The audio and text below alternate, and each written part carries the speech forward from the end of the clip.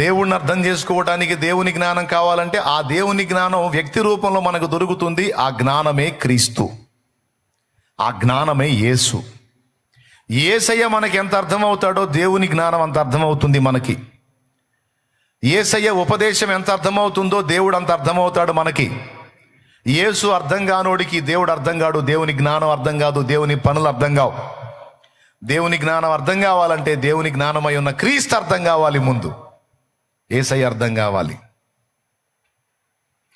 ఇప్పుడు చెప్తాను. లోకస్తులు మోక్ష మార్గానికి చేరడానికి బైబిల్లో చెప్పబడిన మార్గం కంటే బెటర్ మార్గం ఏమన్నా చూపించారా? ఇంతకంటే బెస్ట్ మార్గం ఏదన్నా ఉందా? అటు లాజికల్గా కానీ, చరిత్ర పరంగా కానీ, క్యారెక్టర్ పరంగా కానీ, సైంటిఫిక్గా కానీ, దీనికి మించి లాజికల్గా కానీ దీనికి మించి చూపించగలిగే గ్రంథం ఏదైనా ఉందా? రక్షణ మార్గాన్ని చూపించగలిగే పుస్తకం ఏదైనా ఉందా? జ్ఞానం ఏదైనా ఉందా అంటే లేదనే చెప్పాలి. లేదు. ఎందుకంటే నేను ఎరగకుండా చెప్పట్లేదు, అన్ని ఎరిగి ఉండి చెప్తున్నాను. తెలుసుకోకుండా మాట్లాడలేదు, కాస్త కూస్తో వాటిని స్టడీ చేసి అవగాహన పొంది నేను మాట్లాడుతున్నా. ప్రభువుకి స్తోత్రం చెప్పండి, గట్టిగా చెప్పండి. ఇప్పుడు దేవుడు న్యాయాధిపతి అండి, దేవుడు సుప్రీం. దేవుడు చెప్పిందే న్యాయం, చేసిందే చట్టం. నువ్వు ఇలా ఎందుకు చేశావు, అలా ఎందుకు చేశావు అని ఆర్గ్యూ చేసేటువంటి సీన్ మనకు లేదు. అర్థమవుతుందా? ఒకటే మనం గుర్తించాల్సింది, దేవుడు న్యాయవంతుడు, సత్యవంతుడు. దేవుడు వేసే మార్గాలు తిన్ననివి, అవి ఎప్పుడు కూడా క్షేమకరమైనవి, ఆశీర్వాదకరమైనవి, దీవెనకరమైనవి, న్యాయపరమైనవి. కాబట్టి ఇదిగో ఇది రూట్ అన్నప్పుడు పసిబిడ్డలాగా తగ్గించుకొని విశ్వాసం ఉంచి నడవటమే మానవుడి పని. అట్లా కాకుండా అడ్డ ప్రశ్నలేసి పిచ్చి లాజిక్లు తీసి సోది తెలివితేటలు ప్రదర్శిస్తే దేవుడేమనడు ఇప్పుడున్నంత వరకు భూమి మీద. రేపు చచ్చిన తర్వాత జడ్జిమెంట్లోకి వచ్చినప్పుడు అడుగుతాడు ఒక్కొక్క పాయింట్. అప్పటిదాకా టైం నీది. నీ ఇష్టం వచ్చినట్టు మాట్లాడవచ్చు, నీ ఇష్టం వచ్చినట్టు ఊరేగొచ్చు, నీ ఇష్టం వచ్చినట్టు నువ్వు చిందులేయొచ్చు. కానీ ఒక రోజు ఉంది, ఆ రోజు ఎంతటి వాడైనా చస్తాడు, ఎంతటి వ్యక్తి అయినా చస్తుంది. ఆ దినాన దేవుని ముందు నిలబడినప్పుడు దేవుడు అడిగే ప్రశ్నలకు ఒక్కదానికి కూడా మన దగ్గర ఆన్సర్ ఉండదు.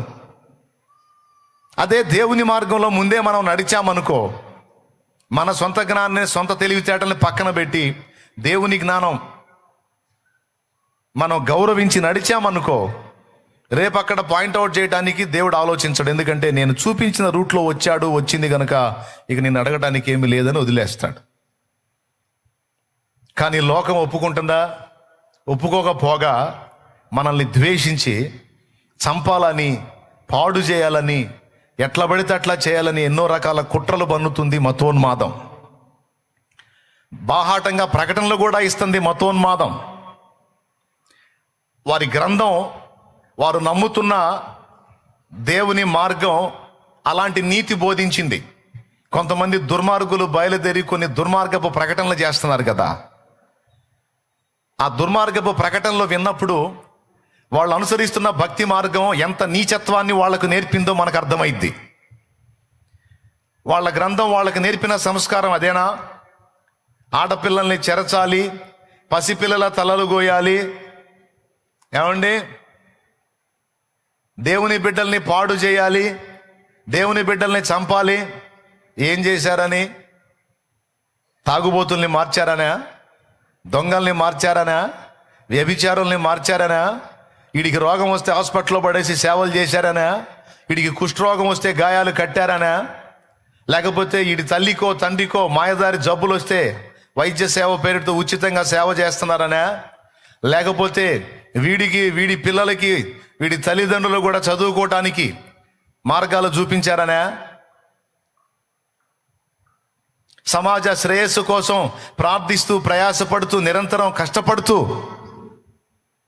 సమాజ శ్రేయస్సు కోసం ప్రార్థనలు చేస్తూ, సువార్త ప్రకటిస్తూ ఎన్నో జీవితాలని పాపము నుండి, చెడుతనము నుండి, సమాజ వినాశనకరమైనటువంటి లక్షణాల నుంచి బయటికి తీసుకొచ్చి సమాజానికి దీవెనకరమైన వ్యక్తులుగా మారుస్తున్నందుక ఎందుకురా తలలు గొయ్యాలి? దుర్మార్గులారా, ఇదేనా నీ మతం నీకు నేర్పినటువంటి క్రమం అని అడుగుతాను నేను. ఎందుకురా పాడు చేయాలి? ఇదారా నీ మతం, నీ గ్రంథం నీకు నేర్పినటువంటి పద్ధతి? ఇదేనా నీ గ్రంథం నీకు నేర్పిన నీతి? అందుకే ఆ నీచమైన దాన్ని వదిలేయండి రా అని చెబుతున్నాం మేము. అలాంటి హేయమైన దాన్ని వదిలేయండి రా. దుర్భాషలాడమని, దూషించమని, ద్వేషించమని, పరమతాన్ని హీనపరిచి మాట్లాడమని అదే నేర్పింది నీ గ్రంథం? అదేనా నీ సంస్కారం?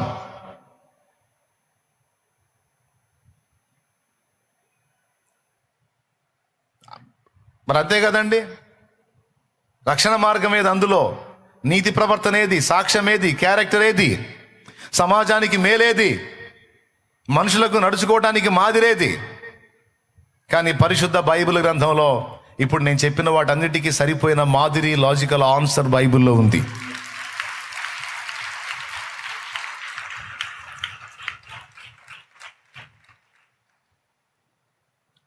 ఇలాంటి ప్రకటనలు చేసే వ్యక్తుల విషయంలో ప్రభుత్వం కూడా స్పందించాలి. ప్రభుత్వ అధికారులు కూడా ఇలాంటి దుర్మార్గుల మీద చర్యలు తీసుకోవాలి. మత విద్వేషాలు రెచ్చగొట్టి మతోన్మాదాన్ని నూరిపోసి ఏమాత్రం భీతి, భయము, బెరుకు లేకుండా బహిరంగ ప్రకటనలు చేస్తున్న దుర్మార్గులను పట్టుకొని వారి ఆట కట్టించాలి. దేశంలో ఆయా రాష్ట్రాలలో ఉన్నటువంటి ప్రభుత్వాలు ఈ విషయాల్లో స్పందించాలి. స్పందించినట్లు ప్రార్థన చేయాలి మనం. దేవునికి స్తోత్రం కలుగును గాక. అంటే ఎందుకు ఈ మాట మాట్లాడుతున్నానంటే, కొంతమంది దుర్మార్గపు ప్రకటనలు రిలీజ్ చేస్తూ ఉన్నారు అందుకని. అయితే ఒకటి మాత్రం నిజం, నా ప్రభు సెలవు లేకుండా మా తల మీద ఉన్న వెంట్రుకలలో ఒక్క వెంట్రుక కూడా ఎవడు పెకలించలేడు. ఒకవేళ మా ప్రాణాలు తీయొచ్చేమో, కానీ మేము ప్రకటిస్తున్న సువార్తను ఆపే దమ్ము ఎవడికి లేదు. ఒకరిని వైనం చేస్తే 100 మంది లెగుస్తారు, 100 మందిని అంతమొందిస్తే 1000 మంది లెగుస్తారు, 1000 మందిని అంతమొందిస్తే 1,00,000 మంది లెగుస్తారు. సూర్యుని యొక్క సంచారం ఆగిపోతుందేమో కానీ సువార్త సంచారం మాత్రం ఆగదు, ఆగదు, ఆగదు. ఎందుకంటే అది సృష్టికర్తది. అది సృష్టికర్తది. కాబట్టి ఇక్కడ గమనించాల్సింది ఏంటంటే, ముఖ్యంగా విశ్వాసమైన మనం గమనించాల్సింది ఏంటంటే, దేవుడు న్యాయవంతుడు, సత్యవంతుడు. ఆయన చూపించిన మార్గం రక్షణ మార్గం. ఆ మార్గంలో నడవటమే మనకు క్షేమం. లోకం దాన్ని వెర్రితనం అంటుంది అనని, ఎందుకంటే అది పిచ్చిది కాబట్టి దేవుని మార్గాలు దానికి పిచ్చితనంగా కనపడతాయి. ఆ పిచ్చి మాటలతో మనకు అనవసరం. ఇదిగో ఈ మార్గం సత్యవంతమైంది, న్యాయవంతమైంది. అవునండి, దేవుడు భూమి మీదకి రాక మునుపు ఎంతమంది లోకంలోకి వచ్చి పుట్టి చనిపోయారో, యేసు ప్రభు ఉన్నప్పుడు ఎంతమంది పుట్టి చనిపోయారో, యేసు ప్రభు తర్వాత అప్పటి నుంచి ఇప్పటిదాకా ఎంతమంది పుట్టి చనిపోతున్నారో, ఆ మొదటి మానవుడి దగ్గర నుంచి చివరి మానవుడి వరకు, అంటే యేసు ప్రభు 1000 ఏళ్ల నీతి పాలన అయిపోయిన దాకా, రెండవ రాకడ వరకు, ముఖ్యంగా రెండవ రాకడ వరకు ఉన్న మనుషులందరిలో ఎవడైనా సరే యేసు ప్రభు ఒక్కటే మాట చెప్పాడు, నేనే మార్గమును, సత్యమును, జీవమును, నా ద్వారానే తప్ప ఎవ్వడును తండ్రి యొద్దకు రాడు. యోహాను సువార్త 14వ అధ్యాయం 6వ వచనంలో స్పష్టంగా చెప్పాడు, నేనే మార్గమును, సత్యమును, జీవమును, నా ద్వారానే తప్ప ఎవ్వడును తండ్రి యొద్దకు రాడు. అంటే ఇప్పుడు దాన్ని బట్టి మీరు ఆలోచించండి. యేసుక్రీస్తుకు పూర్వం చనిపోయిన వాళ్ళు యేసు ద్వారానే పరలోకం వెళ్ళాలి. యేసు ప్రభు వచ్చి వెళ్ళిన తరువాత చనిపోయిన వాళ్ళు యేసు ప్రభు ద్వారానే అక్కడికి వెళ్ళాలి. ఎక్కడికి? తండ్రి దగ్గరికి చేరాలి. మరి యేసు ప్రభు కంటే ముందు పుట్టి చనిపోయిన వాళ్ళందరూ ఎక్కడుంటారు? పరదైసు విశ్రమ స్థానంలో ఉంటారు. సువార్త అందని వాళ్ళంతా ఎక్కడుంటారు? యేసు ప్రభు గురించి తెలియని వాళ్ళంతా ఎక్కడుంటారు? పరదైసు అనేటువంటి విశ్రమ స్థానంలో ఉంటారు.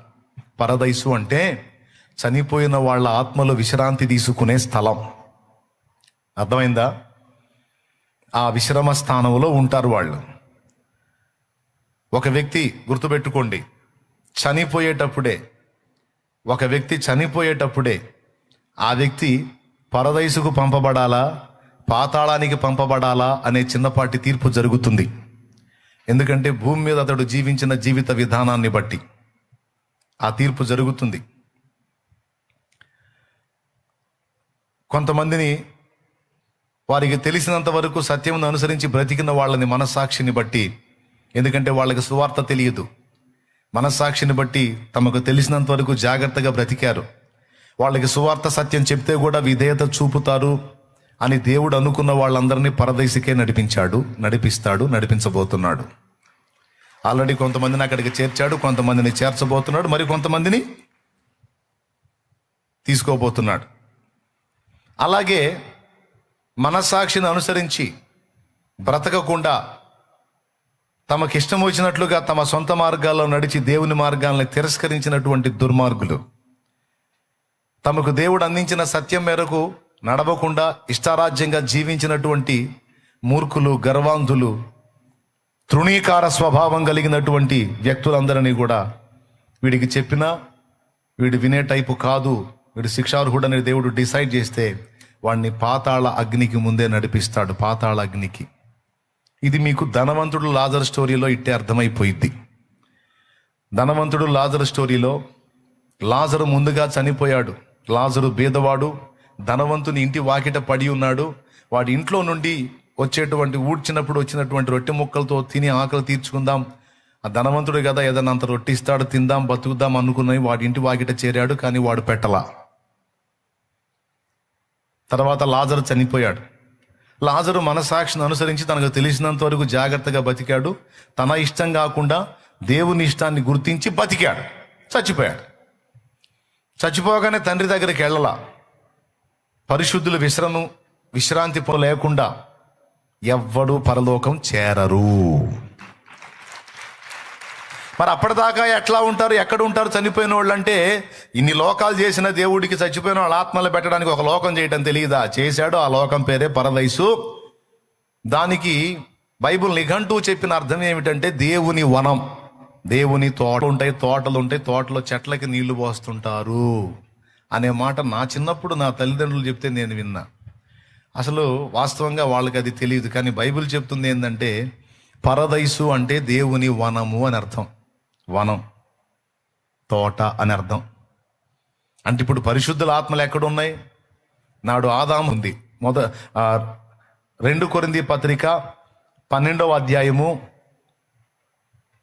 1వ వచనం నుంచి చదివితే పరదైసు అనేది 3వ ఆకాశంలో ఉందని అర్థమవుతుంది. చూడండి. అతిశయపడుట నాకు తగదు గాని అతిశయపడవలసి వచ్చినది ప్రభువు దర్శనములను గూర్చియు ప్రత్యక్షతలను గూర్చియు చెప్పుదును.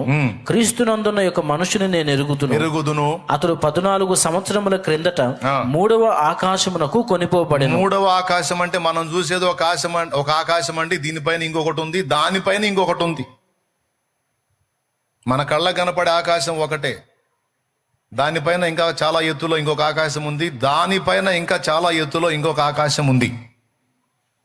ఆ ఆకాశంలోకి ఎవడో పోలేడు, 2వ ఆకాశంలోకి ఎవడో పోలేడు.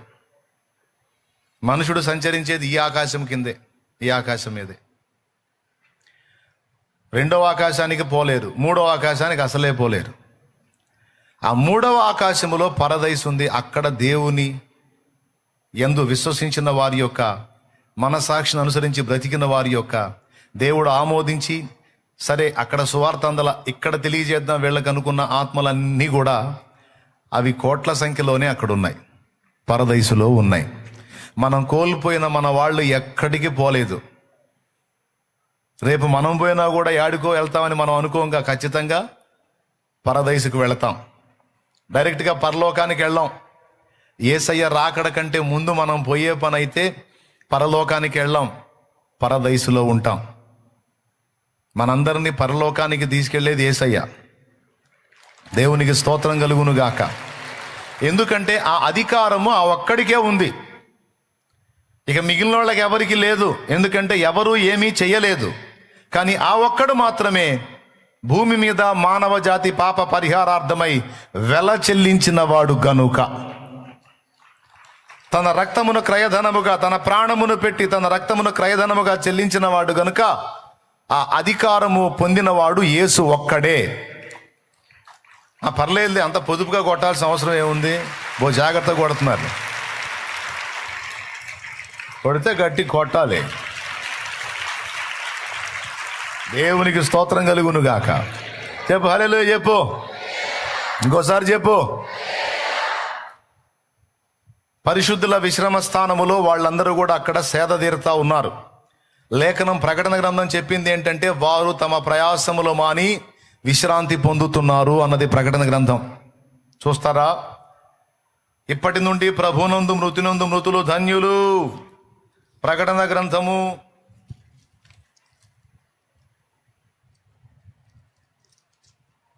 14వ అధ్యాయము 13వ వచనం. అంతటా ఇప్పటి నుండి ప్రభునందు మృతినందు మృతులు ధన్యులని వ్రాయుమని పరలోకము నుండి ఒక స్వరము చెప్పగా వింటిని. నిజమే, వారు తమ ప్రయాసములు మాని విశ్రాంతి పొందుదురు, వారి క్రియలు వారి వెంట పోవునని ఆత్మ చెప్పుచున్నాడు. దేవునికి స్తోత్రం కలుగును గాక. వారు తమ ప్రయాసములు మాని విశ్రాంతి పొందుతున్నారు. Rest, relax. విశ్రాంతి పొందుతున్నారంటే మనకు తెలిసింది ఒకటే, పండుకొని నిద్రపోవటం. మీరు ఒక మాట చెప్పండి నాకు. ఆదివారం సెలవు రోజు కదా, రెస్ట్ డే. ఓకే, ఆ సెలవు రోజు ఏం చేస్తారు మీరు? ఇక పొద్దున్న నుంచి సాయంత్రం దాకా మధ్యరాత్రి నిద్రపోతానే ఉంటారు కదలకుండా. ఆదివారం రోజు ఆడతారు, పాడతారు, మంచి ఫుడ్ వండుకొని తింటారు, ఏదన్నా అవకాశం ఉంటే మందిరానికి తెచ్చుకుంటారు పిల్లల్ని, కుటుంబాన్ని, అవసరమైతే ప్రార్థనా తోటకు పోతారు. ఇదంతా విశ్రాంతిలో భాగమే. అర్థమైందా? అయితే మెంటల్ టెన్షన్స్ ఉండవు. ఆ రోజు ఏం పెట్టుకోరు. పని చేయాలంటే మెంటల్ టెన్షన్ ఉంటుంది. ఇక వేరే ఏదన్నా చేయాలంటే మానసిక ఒత్తిడి ఉంటుంది. ఆ మానసిక ఒత్తిళ్ళన్నిటికీ స్వస్తి చెప్పి ఆ ఒక్కరోజు ప్రశాంతంగా చక్కగా దేవుని పేరిట దేవుని సన్నిధిలో కుటుంబంతో కలిసి అంత తిని హాయిగా ఆనందించి ఆ ప్రార్థనా తోటలో కాసేపు ఆనందిస్తారు, ప్రార్థన చేసుకుంటారు, దేవుడితో గడుపుతారు, మంచిగా మాట్లాడుకుంటారు. ఇక ఏంటి ఈరోజు అంటే, ఈరోజు మాకు సెలవు, మాకు విశ్రాంతి ఈరోజు అని. విశ్రాంతి అని ఈ ప్రార్థన తోట ఏంది, దేవుని మందిరం, ఈ తిరుగుళ్ళు ఏంటంటే, ఈ తిరుగుళ్ళు మాకు ఇబ్బంది కాదు, ఇవి మా ఎంజాయ్లో భాగం, మా ఆనందంలో భాగం. అలాగే పరదైసుకు చేరినటువంటి పరిశుద్ధుల ఆత్మలు కూడా విశ్రాంతిలో ఉన్నాయి అంటే అర్థం ఏంటంటే కళ్ళు మూసుకొని కదలకుండా నిద్రపోతున్నారని కాదు. వాళ్ళకుండే ఆనందాలు వాళ్ళకుంటాయి, వాళ్ళకుండే సంతోషాలు వాళ్ళకుంటాయి. ఎందుకంటే అది ఏ నరుడు కూడా వచింపశక్యము కానీ మాటలు అక్కడ వినబడుతున్నాయని పౌలు అన్నాడు.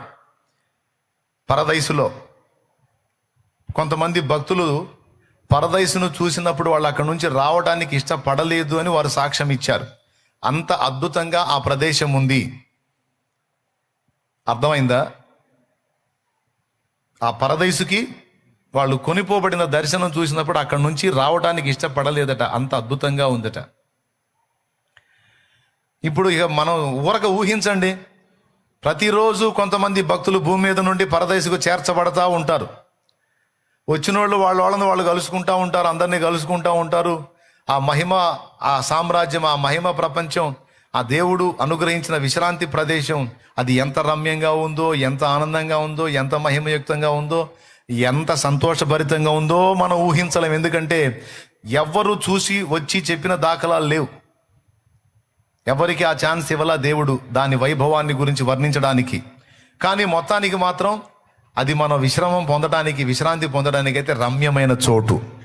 దేవునికి స్తోత్రం కలుగునుగాక. వాళ్ళు ఆరాధిస్తున్నారో, పాడుతున్నారో, ఆ వనాల్లో సంచరిస్తున్నారో, మొత్తానికైతే వాళ్ళు ఒకటి మాత్రం చేస్తున్నారు, భూమి మీద సంగతులు వాళ్ళు మర్చిపోయారంటే అర్థం ఏంటి? వాటిని గురించి ఆలోచించడం మానేశారు అని. మర్చిపోయారంటే మన వాళ్ళకి మనం గుర్తుండమా అని డౌట్ వచ్చింది. ఏం కాదు, మనందరం గుర్తుంటాం. అయితే వాళ్ళు ఎలా ఉంటారంటే, కలలో నుండి వాస్తవంలోనికి వచ్చినప్పుడు మనం ఎలాగైతే ఇప్పుడు దాకా కన్నది కళ, ఇది నిజమా అని మనం వాస్తవంలోనికి వచ్చినప్పుడు ఎలాగైతే అనుభూతి చెందుతామో, మరణం తర్వాత వాళ్ళు అదే అనుభూతి చెందే అవకాశం ఉంది. ఈ భూమి మీద జీవించిన జీవితం ఒక కళలాగా వాళ్ళకి అనిపిస్తుంది. ఇప్పుడు కళలో ఏర్పడిన ఫ్రెండ్షిప్, కళలో ఏర్పడిన అనుబంధాలు మనకు గుర్తుండవా? కళలో మనకు కనపడ్డ వ్యక్తులు గుర్తుంటారా కాస్తో కూస్తో? అలాగున్న మనతో అనుబంధాన్ని ఏర్పరచుకొని మనతో వ్యక్తులుగా జీవించిన వాళ్ళకి తప్పకుండా మనం జ్ఞాపకంలో ఉంటాం. అయితే ఇక మనం ఇక్కడ ఈ మాయా ప్రపంచంలో ఈ మానసిక ఒత్తిళ్ళు అనుభవించినట్టు ఇక వాళ్ళు అనుభవించరు. ఎందుకంటే వాళ్ళు వాస్తవంలోకి వెళ్ళారు. అర్థమైందా? వాస్తవంలోకి వెళ్ళి వాళ్ళు ఏం గ్రహిస్తారు? ఒరే అదే పర్మనెంట్ అనుకున్నాము, అదంతా మాయ కదా, ఇది కదా వాస్తవం అని. ఆ వాస్తవిక ప్రపంచంలోకి వెళ్ళిన తర్వాత వాళ్ళ కళ్ళు తెరవబడినప్పుడు వాళ్ళు ఏం గ్రహిస్తారంటే, ఇప్పుడు మనోళ్ళు కూడా మాయలో పడి కొట్టుకుంటున్నారు. మనోళ్ళు కూడా మాయలో పడి కొట్టుకుంటున్నారు. తర్వాత వాళ్ళు కూడా ఇక్కడికి వచ్చినప్పుడు వాళ్ళ బాధలు కూడా వాళ్ళు మర్చిపోతారు.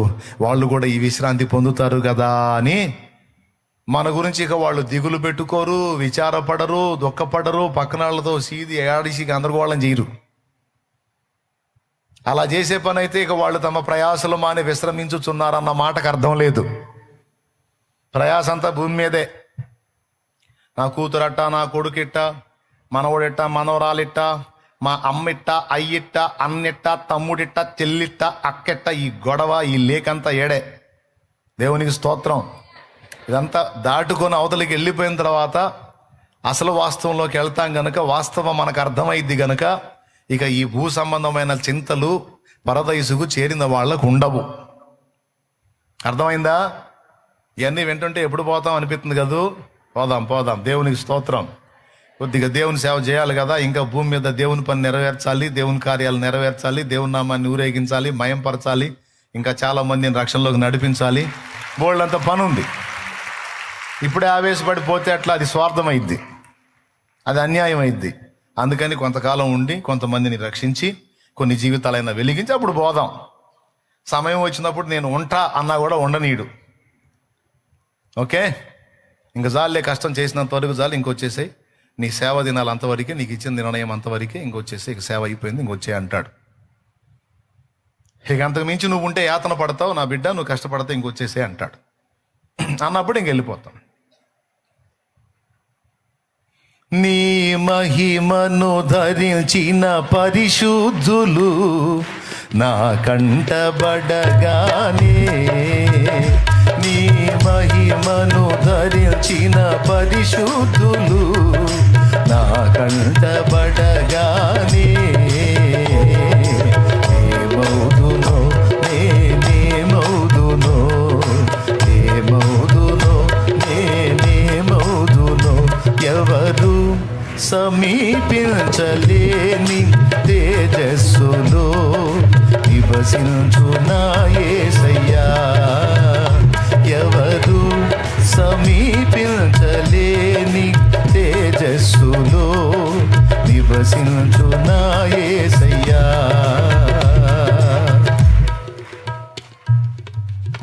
చరణం. ఇహలోక బంధాలు మరచి నీ ఎదుటే నేను నిలచి,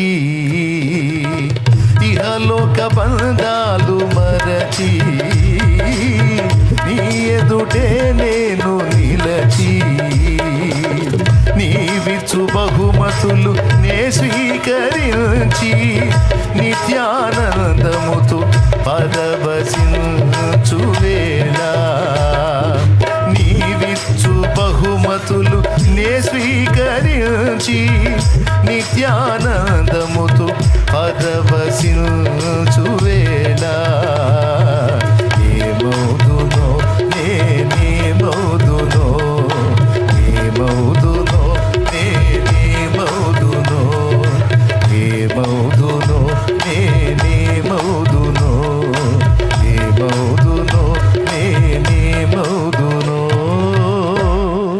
హల్లెలూయా. ఇంకోసారి చెబుతారు గట్టిగా. అది